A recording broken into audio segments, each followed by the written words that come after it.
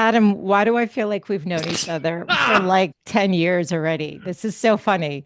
I'm already your biggest fan. You are fantastic. This is so fun. You guys were just chatting before we started recording, and I was like, I think I have to hit record at some point so we can learn about your amazing work. Okay. So I will say I am super psyched to meet you now. But what is super psyched? How'd you come up with this topic, this title? So I'm so glad you asked. First of all, I was born on the enthusiastic side of the bed. The drummer of my garage band in high school nicknamed me Enthusiasm. And yet, being super psyched does not necessarily mean being happy all the time. Being happy all the time is a tenet of what would be called toxic positivity. Nobody wants somebody to say, hey, turn that frown upside down, even though your dog died. It's like, no, we need to grieve. So, super psyched actually literally means being super connected to our psyches, which Mm. means our thoughts, feelings, and behaviors, the things that direct our lives. So if you're grieving, grieve until you are ready to go the other direction. When you are laughing, don't hold it back. If you feel like falling on the floor because it was so damn funny, fall on the floor and pound the thing. Let's be super alive while we are living. Mm. We've got this brief dash between our birth date and our death date, and the statistical unlikelihood of any of us being born is so impossible. It's pretty much zero. I think you probably saw in the book that I even tried to find the statistical predictability of any of us being born. It's somewhere around 1 in 10 to the 7.29 millionth power.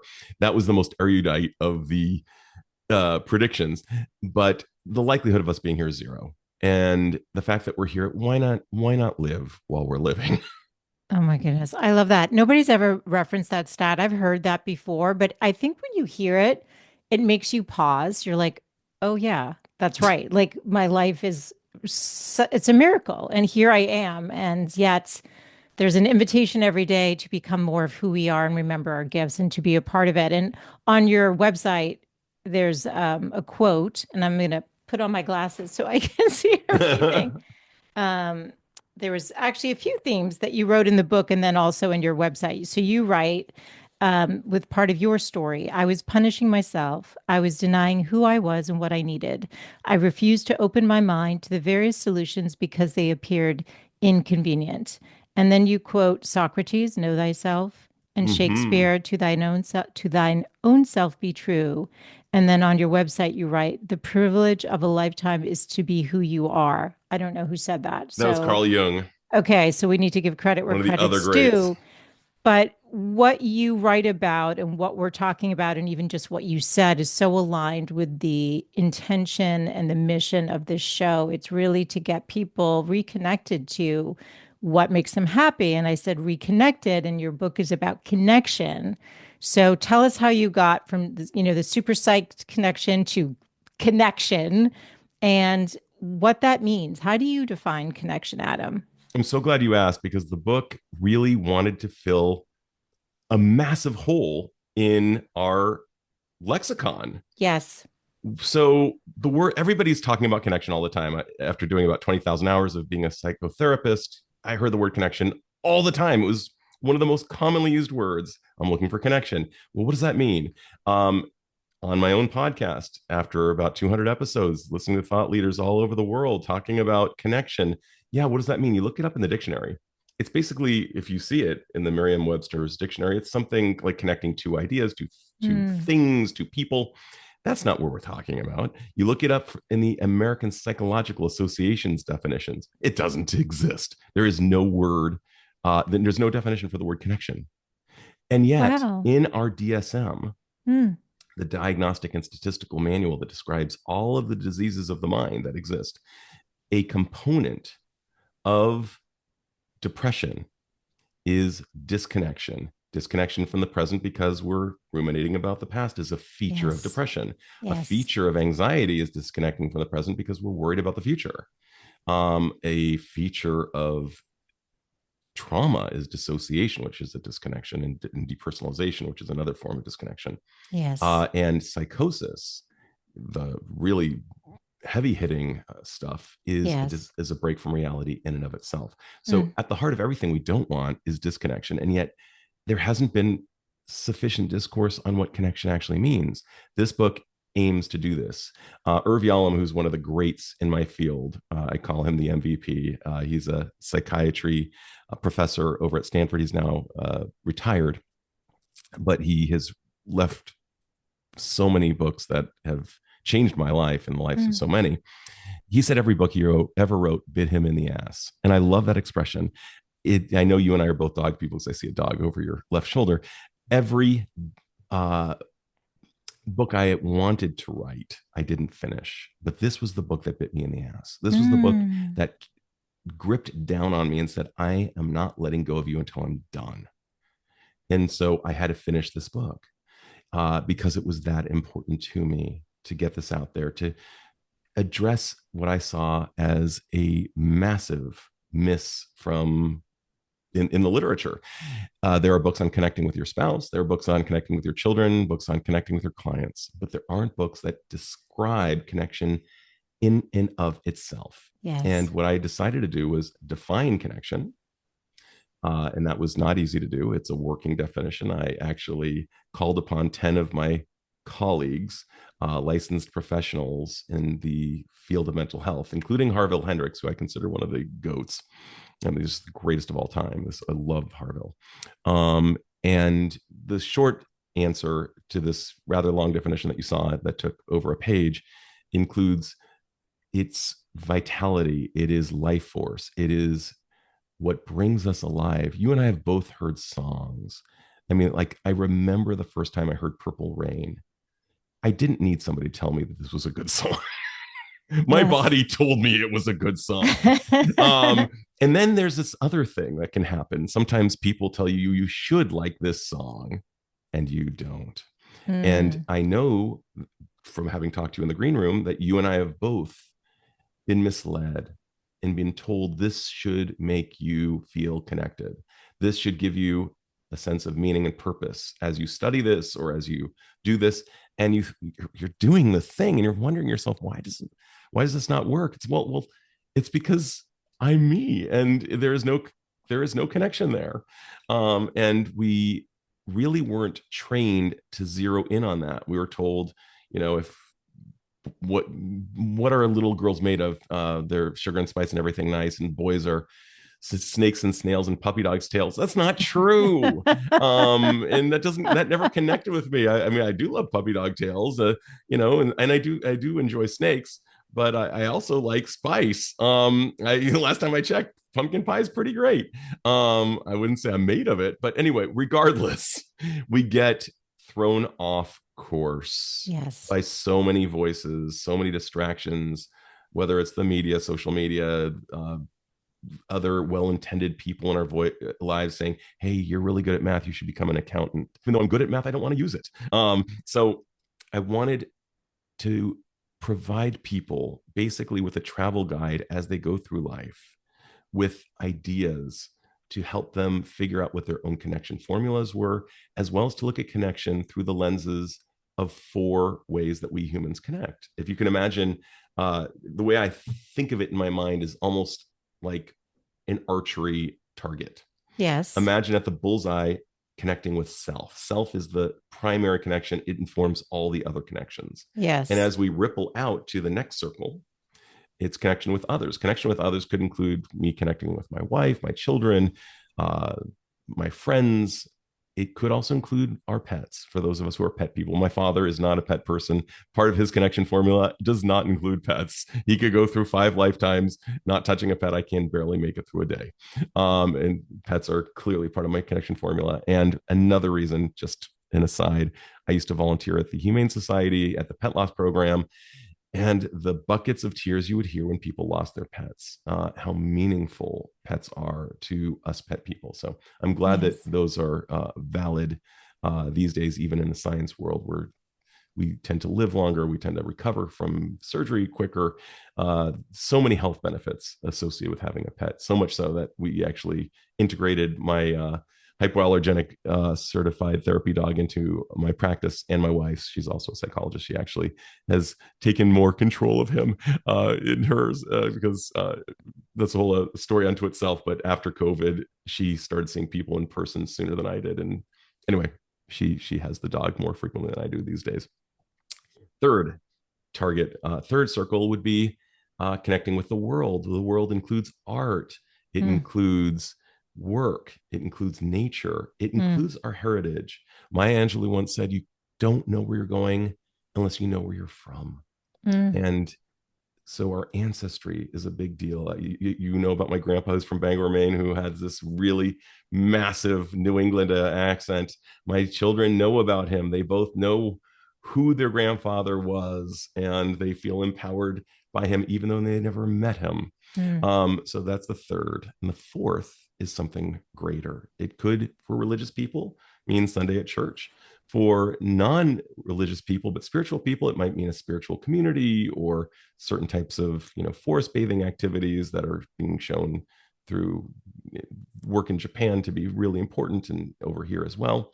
But it could include, even for the most orthodox atheist, going to, let's say, the Grand Canyon and seeing the grandeur of the place and saying, wow.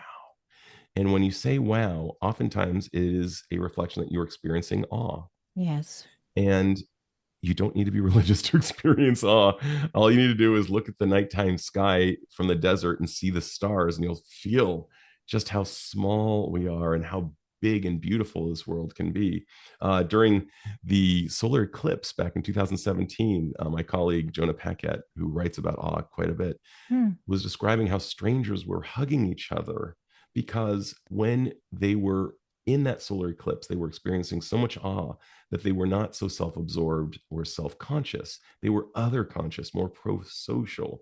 And Mm. what's so interesting about awe, by the way, is it mimics in the brain the same experience as us taking in psilocybin, which is the psychoactive chemical from magic mushrooms, except it requires it doesn't No require drugs. us breaking the law. No Yeah. drugs needed. And even though there does seem to be some uh, promise of psilocybin being good for certain types of therapies. Yeah. I'm not standing on some soapbox yaying or naying it, but what I am saying is that you can get the effects of it by experiencing awe, and you don't need to go to the Grand Canyon. As my colleague Michael Amster, who wrote a book on awe, said, you can look at microdosing awe and seeing small expressions of things that you might take for granted, like, I don't know, watching pancakes being made from batter liquid and becoming right in front of your very eyes a solid. I mean, that is actually, if you think about it for a second, pretty cool. Just add heat and this liquid turns into a bread like substance. That's It's true. amazing. Yes. So if you're willing to see it like that, and by the way, a lot of people love to curb their enthusiasm, not just Larry David. But I remember in college getting really excited about something, and I was 19, and the young woman across the table said to me, "Wow, Adam, you're really easily impressed." And I said, "I'm not really easily impressed. I have a high threshold for appreciation." Me And I too. would ask people to and I feel that from you, by the way, Michelle. Yeah. Like, you've Yeah. got this. Oh, and by the way, for those of you who cannot see Michelle, you look like a top shelf interviewer. You just have, you just, not only are your questions outstanding, not only are you one, but you've got the entire appearance of one. So I feel like I'm, on CNN with somebody who's like, who's like being paid like, at least seven figures a Uh, year to do let's this. make So that it's happen. amazing. Can I manifest that? Do you know how to do? Should we switch let's gears and let's talk about do how to do this. that? Let's both do that, Adam. I feel Maybe I you feel are. like I I don't feel like I know. feel like this is just around the corner for you, Michelle. Oh, you're so sweet. Well, okay, so I love everything you said, and part of why I love it too, it's you're right. There's books on connection for relationships. There's books on, the optimizing the work connections, whatever it is. But you listed so many different things. So you mentioned pets, community, art, nature, ancestry, spirituality, friendships, relationships, work, and you have the circles with the self in the center. So if people are feeling disconnected in our very socially connected world anxiety and depression and the rates skyrocketing and only getting worse, your book becomes an anchor to come back to that meaning and to find yourself again, which is what's so powerful. So this is why I love this, because it's doable. I always love things that people can access. It doesn't mean that there maybe isn't some soul searching, some inquiries, some work that needs to be done. But that's why we're here anyway. It is that remembering of the soul and the gifts and to pursue that. In your book, you talk about how you always knew you were going to be a psychologist and you were diverted from that for how many years? 30 years? What was it? So if you No, 20. Yeah. the moment I wanted to become a psychologist was when I was Yes. 13 years old. Yes. And I let's just say I began the journey to become one at around, let's say, 24, and I disembarked from it at around the age of 26 Yes. until I was in my late 30s. And I had married a psychologist, and every day I was hearing about the day of a psychologist, thinking that was supposed to have been my day. And my wife, God, I mean, I really married well. And if there's one message for those of you who haven't yet chosen your spouse, please, please be very conscientious about who you choose to marry. It's the biggest decision you'll make. But I married well. She wanted me happy. She didn't care about the sacrifice. She knew it was going to be disruptive. It wasn't like, oh, honey, it'd be my dream to marry a man who is going to figure it out while we have a child and a mortgage and make $10 an hour with no benefits and we'll take out a HELOC. This was not anybody's dream come true. And yet she was 1,000,000% on board, 1,000,000% on board the entire time. I got nothing from her except wind at my back and sunshine. She Mm. worked so hard to support me as I went through this, and I can never thank her sufficiently. Um, How but old were you, Adam? Just for context, because a lot of the women who listen, the majority are midlife, yeah, I and was they feel like 39. the yeah, and they feel like, well, It's passed me I can't, by. yeah, I can't start over now. How would I even do that? So maybe you can use your life as an example and give concrete ways to like for somebody listening who's thinking, I wanted to be a psychologist. I wanted to be a teacher. I wanted to be a lawyer. Who knows what they wanted to be? Maybe they're like us and they're enthusi Adam and enthusi Michelle, and they, waved at Well, people as infants and wanted to connect and need to be a podcaster. So, like, I'd love for you to share from your story, but with something actionable for the women, like where, like a step they could take to get on path. so what I would do is I would first of all have, and there's a chasm between what we know and what we do. What I'm about to say is something you already know, the listener. You already know to do this, but I'm going to ask you, are you doing it? Because there's a chasm between common sense and common practice, as well as what we know and what we do. Have lots of informational interviews. Ask at least three basic questions. What do you love most? What do you hate the most? And what do you wish you had known when you started this thing that you're doing? The next thing I would do is I would do the rough equivalent of engaging a proxy of doing the thing. Volunteer at places where you can do it so you can get a real simulation of what it would be like to have a day in the life of. My buddy Steve is a brilliant physician. He works with a really, really tough population. He wanted me to understand this population. I sat with him for a full day. And after the full day of sitting with him with this particular population, I knew that I couldn't do what he does. I was exhausted just by being an observer of this particular, working with this particularly uh difficult disease that he treats. So for sure, that was not going to be something I would ever end up doing, let alone go through medical school and residency for. But what I did as a person who was really strongly considering becoming a therapist, I became certified as a coach.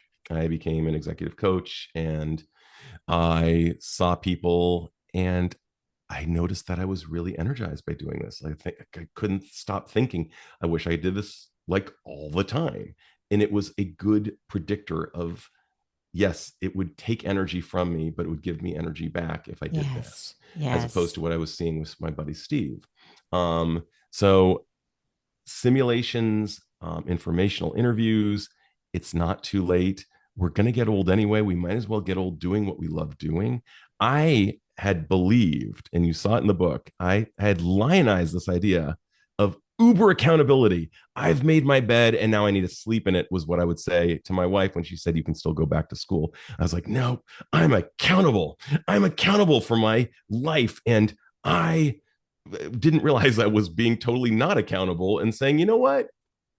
I'm so accountable to my life that I'm willing to divert paths and do the very, very inconvenient thing. It was totally inconvenient. Again, how old were you when you went back I to was school? 39 years old. And here's Back the in other school, funny getting a PhD? SID, a doctorate Okay. in psychology. Yes, So it's that's yeah. it's the equivalent of a PhD, just with a That's different type of dissertation. yes, yes. Yeah. How So many here's years was that? not many in my case because I'd already earned the master's, I see. and I went to a very flexible school where I was able to get through as quickly. I In my cohort, I called myself similar to being a truck driver on meth, just without the truck and without the meth. But everything else was the same. I was like dead set and so disciplined, and I woke up every day with so much purpose. And I asked myself, how can I do this well and quickly? How can I absolutely kick ass? When I told my dissertation advisor when I wanted to be done with my dissertation, you could Yes. hear this audible breath. She was just like, oh my gosh, are you actually kidding me right now? Like, no one has ever finished this quickly. I finished it 2 months quicker than I'd even suggested. She was blown away. She had very few, the committee itself, I think the revisions were so short. It was I chose a topic I absolutely adored. It was looking at positive psychological interventions for treating major depressive disorder. I couldn't think of anything more exciting than that, because positive psychology is what is my jam. And I was smiling while I was doing it. I realized I was old enough to realize that Molly Ringwald got it right in Which in what movie? was that movie? I think it was Pretty in Pink, when Pretty she in looked at Pink? her father and said, it's such an honor to get to go to school. I remember in high school, I was kind of like watching that movie thinking, what is she talking about? High school sucks. But I was old enough to finally realize the wisdom in what Molly Ringwald was saying, and that was going to school was a total privilege. And I Yes. took I You loved it. But also, they say loved it. college is wasted on the young people. You know So what I mean? And it true. is, I think there's some truth to that. Like, if we could all go back to college, I think I know what I would major in, and it wouldn't have been government. So it probably would have been psychology in a liberal arts school. So, but again, not too late. This is the message. Like, it's not too late. And I'm just going to reflect back a couple of things you said just for the women listening, because I think this is important. Y- your life force was not fueled. You knew that. And so what was interesting though, you kept saying, but was it accountable? What's the word Yeah, I you made my bed. I got to sleep in it. I'm accountable. accountable? But I'm curious because this is what other women might do. And I know I found myself here too. Accountability, core value.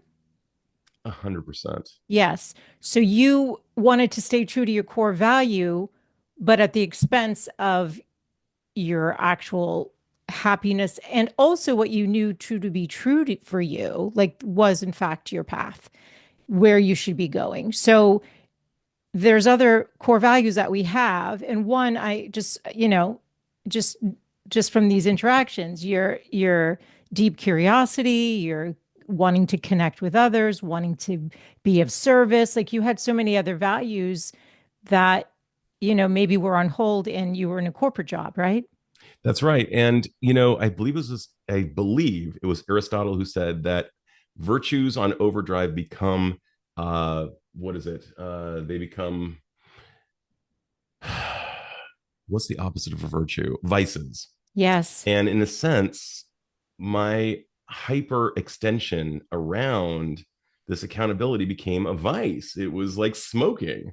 Yes. It was like it was killing me. So my wife, who had a much saner approach to this, was just like, honey, there's a way out of this. Right. You don't And have to keep it's yourself locked up.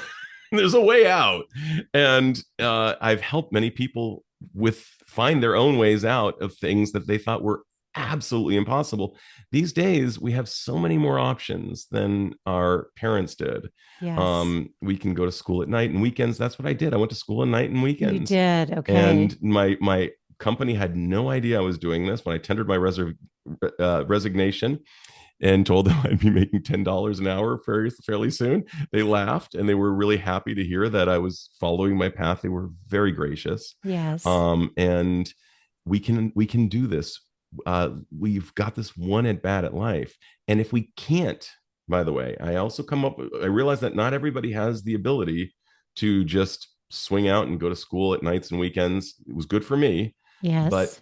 we can also perhaps job craft our job. Amy Resniewski at Yale School of Management talks about this, about the idea of repurposing our jobs somewhat. She describes situations in which the janitorial staff at a hospital may find more meaning than the physicians themselves Mm. if they are deputized to do something in addition to what they're doing, something that's meaningful to them. So, at this particular hospital, they were deputized to engage with the patients. They got to know the patients' lives. They were still doing their jobs, they were still cleaning things up, but they got to know the patients, and it became very meaningful to them. In some cases, they ended up staying in touch with these patients, being invited to their homes after their stays at the hospital. So, one of the things that I learned back in the day was I was a bank teller. I was 24 years old. I had just come back from Japan where I was paid very well to be an English instructor. Um, and I was in my first round of graduate school, making, not such great money at the time. And people would treat me like a meat based ATM. I'd see 120 people a day from all walks of life. And I thought to myself, as I was reading Man's Search for Meaning by Viktor Frankl, if this guy can do something in the worst situation in human experience, and he would have given his life to basically have the opportunity to be a bank teller, let's see if Yes. I can turn this thing around. And what I did was I said, I need to make 119 out of the 120 people I see smile, if not laugh, during our transaction and still balance by the end of the day, because this will become a gymnasium for me on human connection. What I didn't know at the time that I was engaging in was a positive psychological practice, looking at a value, looking at a strength, a character strength of mine, which was an interpersonal character strength. Yes. So by engaging 119 people of very different, we're talking about soccer moms, we're talking about people who were unhoused, we're talking about people who were from other countries and barely here for a minute, we're talking about construction workers, everyone. Could I make them smile? And if I could speak to if I could speak to a large swath of the population and connect with them, I would be gaining musculature. And I would go so far as to say that became one of the most important jobs I ever had and ever will have, Mm. because it caused me to grow the musculature that mattered to me. And I still use that musculature today. During my postdoc, when I was making that famous $10 an hour with no benefits, I was working with gang affiliated youth. These boys taught me so much about being human and about being male that I needed to know they are with me every minute I practice, even though they're not physically here. So I would ask people to look at their job. Perhaps they're working at a .com company. Look at it as a .edu. Ask yourself, how do I learn as much as I possibly can while I'm here and still do my job and get a good performance evaluation, please? So stealing nothing from the company, but using the experience as a well-paid internship through which you can learn to really grow certain vocational muscle that matters to you. Absolutely. I love it. And also, like you were saying before, maybe it's having something with more meaning within your job, or something else gets shifted, that you get a certain responsibility that fills a part of your cup, right? That gives you that, just like you were talking about. I think that's so great. And also, just to go back to, I'm thinking of the circles again, with the self in the middle, Uh-huh. and the nature and the awe and the spirit and all of it. Dan Buettner's work with the blue zones, we know that connection is, it leads us to longevity. I just had like this, it's interesting. There's, coincidentally, there always ends up being these themes with my show, but I keep interviewing these people who are bringing back ancient traditions. A woman talking about self-care in Korea, there's a word called zhang there. Apparently, this what this quality is about connection and about how they interact day to day. And they think that's the secret to longevity. So what we're talking about here is vocation, but it's also about your health span. It's also about quality of your life. It's also about meaning.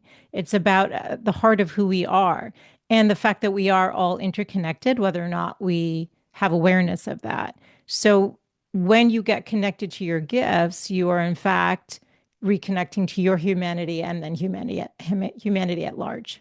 So I'm going to ask you. Yes. I know you're married to a lovely man and you have a daughter.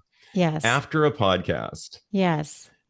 if either of them should see you walking down the hallway, are they going to get more of you or are they going to get less of you? 1,000% more. And that would be my guess as well. You are Yes. carrying the cognitive after image of your experience and you bringing your best stuff. I mean, by the way, if anybody's has the fortune of getting to be a guest on your podcast, I mean, like, who's listening, like, you are going to get this, you're going to get Michelle's full attention. You do the honor of reading the book. By the way, not everybody does that. That's a really, People tell me that a lot. really nice thing. I do it for my guests I as know you well. do because I've listened to your show, It's Adam. very Yes. important to me. Yes, me too.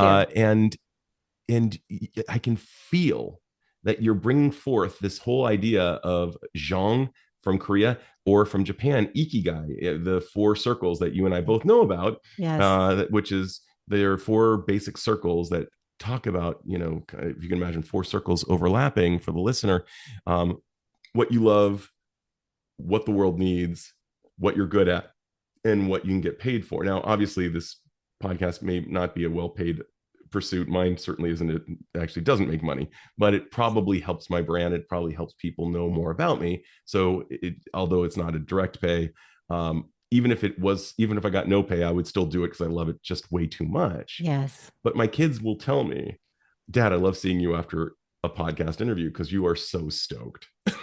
Because it lasts, it has lasting power. Yes. And when we do the things that incur flow, things that are challenging and wonderful and meaningful to us, and an hour goes by and it feels like 15 minutes, this is good for our mental health. It sounds corny, but it adds life to our years and years to our life. We know this because we have longitudinal studies that indicate that people who have more meaning in their lives tend to live longer and tend to live healthier. Absolutely. And by listening to podcasts, well, the women who listen to this one or when I listen to others, it's such an intimate medium and you feel a part of it and you get pulled into the flow. And then it's like a trickle effect of that good energy that goes out. And then that person feels like, oh, I just learned something that's benefiting my life. And it continues forward, right? So we have a choice every day to do both of it. And that's why, and I just love like, the word connection and all of it. I want to, you talked about values and strengths. And so you mentioned something in the book that another guest of mine, Caroline Miller, who wrote Big Goals, she's a happiness expert too. But so anyway, she talked about the VIA assessment. And Big I think that fan. this talk more about it. Is this a good tool? Would you recommend this for my audience to look into as a way of uncovering a little bit more for like the direction they go or how to align their even their calendars? I mean, tell us more about VIA because I didn't dig into it with her too much. I had just read about it in her book and ended up taking the assessment out of curiosity, which was like my number one value. So yes, that and love. But yes. Unequivocally would be my answer. So when Seligman and Christopher Peterson, it's Martin Seligman out of University of Penn, Christopher Peterson out of, who's now, memory is a blessing. Unfortunately, Dr. Peterson is no longer with us. But they created a multifaceted team, I should say, a multidisciplinary team of social scientists. We're talking about theologians, sociologists, anthropologists, historians, psychologists, to take a look at what has been valued throughout time, regardless of location, regardless of religion, regardless of ethnicity. They try to come up with universal strengths. They found that there was a tribe out of Uganda that didn't value kindness. That was the Ik tribe. No joke, IK. Oh, It's hilarious. But that is outside of hilarious. the Ik, they Yes, yes. pretty much everybody values kindness. And there were 24 strengths, character strengths that they found. Things like curiosity, things like zest, and uh, things like justice would be considered one of the character strengths. I know you worked in the legal field for a long time. So what the VIA strength questionnaire does is it comes up with forced choice questions where you have to basically choose answers. It's hard. It's a little bit taxing. You might think, oh my gosh, I value both of these things. You choose the one that you value more. And it yields after a 10-minute free questionnaire. There's a paid one as well, but I the free one's just fine. And it will spit out the 24 strengths in order of your indication. And so I'm guessing that a high one for you and a high one for me, Michelle, is curiosity. Yes. I'm guessing that probably social is a very high one for you and for me. Um, and what we want to do is take a look at our top five and find novel ways to use the top five. So as a bank teller, I was using my social strengths every day and finding flow there. As a therapist, I'm still doing that, but I'm also getting to use my curiosity a lot, learning about the worlds from other people's. And my love of learning is showing up. I'm such a geek. So is my wife. When we travel, we're still reading Psych by the pool overseas. We're still and sharing like, oh my gosh, you're not going to believe this amazing thing. We love this. We love being psychologists. It's to us, it's intrinsically meaningful, not just extrinsically wonderful. Mm. So I guess what I'm driving at here, Michelle, is if we can know what our strengths are, that is a very quick path for us to figure out what is resonant and to find novel ways to use those strengths. That is very predictive of having connection. Okay, I love it. And I'll put that in the links in the show notes so people can find that. Can we just touch quickly upon devices? So in your book, Mm. you said, because I'm thinking about, well, we didn't even talk about fear too, the things that could hold us back. Fear, right? Fear of success, fear of rejection, fear of asking for help, but also Feel fear of failure. My fear God. of failure. Oh my goodness, so many aspects, right? And then you also wrote, in the midst of so much technological financial flourishing, people are depressed and anxious at levels that former generations could not have imagined. So we're connected, but we're so disconnected, and it's also distracting us. So, any advice? I'm thinking, Yes. yes, please go ahead. Yes. Since You probably heard about the X and Y axis of urgent versus important. There are so many things that are showing up through 24-hour news cycles, through social media, through our inbox in email. And my gosh, you get some text that says, oh my gosh, uh, everything's on fire, and it's not. And it might be, but it's probably not. So there is so much that we perceive as urgent based on this blue light in our pockets known as a smartphone. And it's calling to us. It's saying, feed me, give me your eyeballs, give me your heartbeats, give me your time. And we do it. It's almost like a moth heading to a flame. We can't help it, it seems like. There's no real distinction between the stimulus and the response. We just do it. We're not thoughtful. We're not allocating our time well. yes, So, and we also don't want, there's so many other things where we don't want to miss out. I mean, FOMO is a thing. You and I know Patrick McGinnis, who came up with the term FOMO, he calls us FOMO sapiens. I mean, what about JOMO, the joy of missing out? Maybe we should engage that. There's so many bugs in our brain that tell us that we need to do certain things. The negativity bias says that things that are bad way more than things that are good. Not necessarily so, but it's the way our brains have evolved throughout the millennia for our yes, survival. yes. And social comparison can really, I mean, I roll up in my new car and I see that the houses surrounding mine, they have cars that are 3x more expensive. Do I devalue my car, or do I double down on my car and say, what we appreciate appreciates. I choose to appreciate this car. And, I love my car. And at some point during almost every drive, my kids or wife are going to hear, "Isn't this car awesome?" Because I'm that dedicated to it. But it's also authentic. I actually do love my car, Yes. even though truly on my block it's not the belle of the ball by a long shot. But I but I choose, but it's a choice. In this case, I love my car. And same thing with my pets, same thing with my wife, same thing with my sons. I appreciate all of these beings in my life, and they know it. Even my pets, I would contend, know how crazy I am for them. So I would say what we appreciates that we can double down on that idea, express it. Don't just expect that they know it. If you must err on saying too much appreciation rather than too little. There's an old joke of, the husband wife. The wife says to the husband, "Honey, do you love me?" And the husband says, "Honey, when I married you 20 years ago, I told you I loved you, and I told you I'd also let you know if anything changed." Not a great recipe. We got to keep this thing going and keep it alive, keep it vibrant.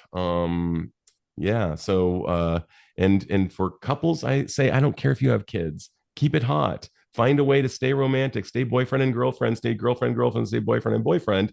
If you have children, don't just say, "Oh, we used to do that then." No, keep it alive now. I don't care how many years you've been together or how many other distractions there are in your lives.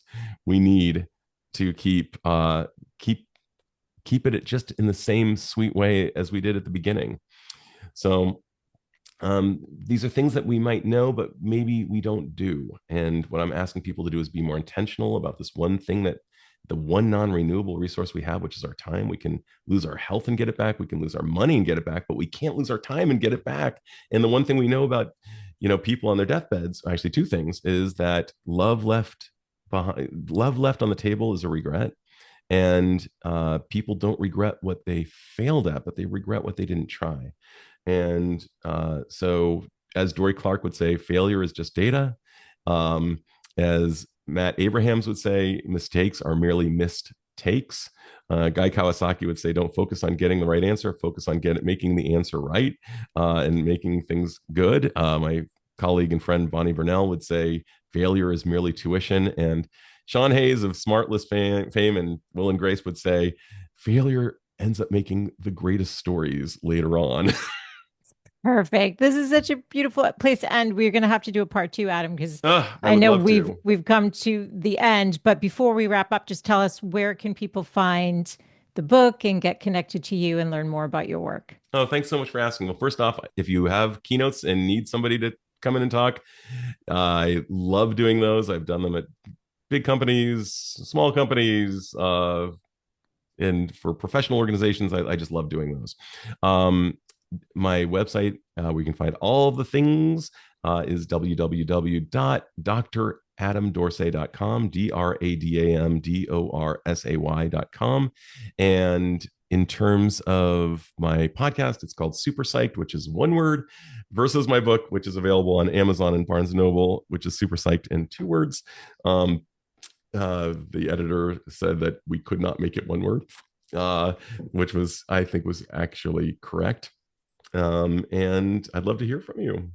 I love Um, it. Oh, no, go ahead, please. yeah, and I've got a couple TEDx talks, one on men and emotions and one on friendship and adulthood. If you're interested, and of course I'm on LinkedIn and little presence on Facebook, but more LinkedIn.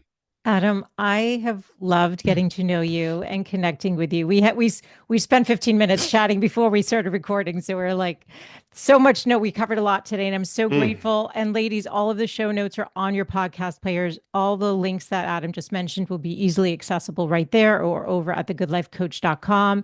Adam, such a pleasure. I have a feeling we'll, I don't know, get connected another yes. time. And Yes. and thank you for being here today. I'm super psyched. I had a really good time with you. Oh, I'm super psyched to be with you as well. Thank you so much. Thanks, Michelle.